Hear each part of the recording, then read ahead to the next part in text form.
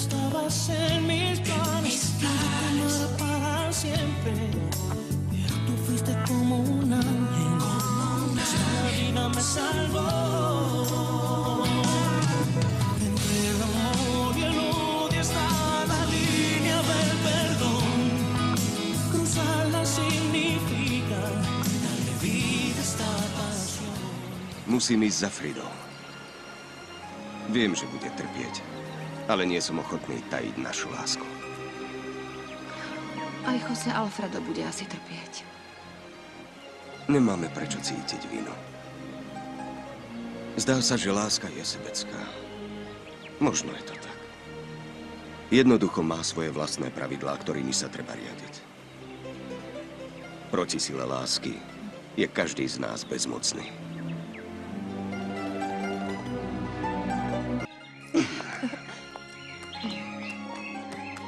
Poslúchaj ho, Parnás.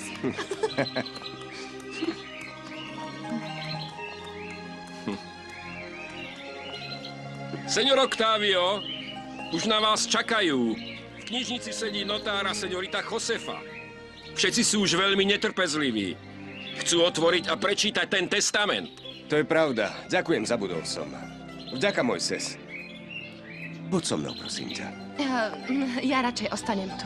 Odvediem Parnasa do stajne. Nie, poď so mnou. Prosím ťa. Ako si praješ. Ako chceš, láska moja.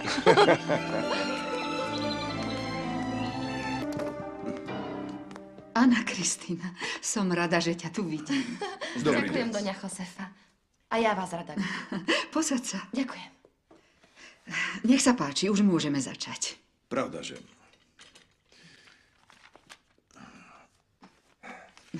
Som rád, že ste tu, Anna Kristína. Vaša prítomnosť je v tejto chvíli nutná.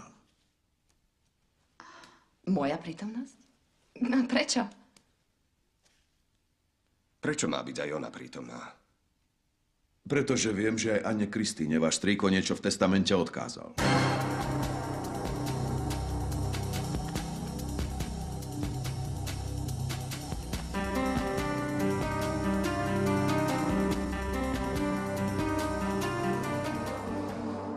Strýko niečo odkázal Anne Kristíne. Pravda, že? Don Fernando vlastnoručne spísal svoje posledné prianie, ktoré sa nachádza tu v týchto dvoch obálkach. Obálky. Prečo dve? Jedna sa má otvoriť dnes, tá druhá presne o rok.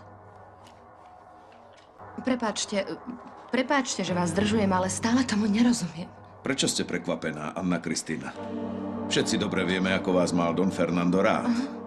Je prirodzené, že si na vás v testamente spomenul.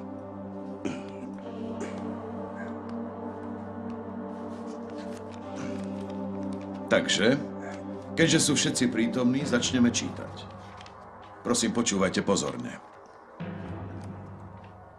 Ja, Fernando Villarreal, pri plnom vedomí odkazujem celý svoj nadobudnutý majetok do rúk môjho synovca Octavia Villarreala len v prípade, že sa ožení s Annou Kristinou Roblesovou.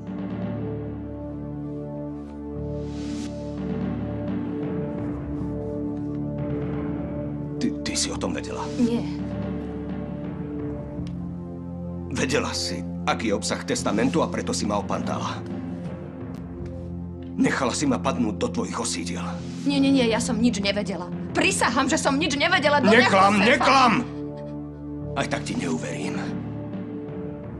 Ešte si mi do očí prisahala, že medzi vami dvoma nič nebolo. Ale to je pravda. Povedala som ti pravdu, Octavio. Buď ticho, prosím ťa, už buď ticho! Nechcem ťa už nikdy v živote počuť. Zradkyňa! Všetko si plánovala. Ale ako? Zatiahla si ma do tejto hry, aby si získala majetok. To sa ti nepodarí. Počúvaj, Anna Kristína. Nikdy sa s tebou neožením. Nebudem po niekom oberať len zvyšky. Nedám svoje meno milenke iného. Dúfam, že ti je jasné, že z pobehlice ako si ty svoju ženu nespravím.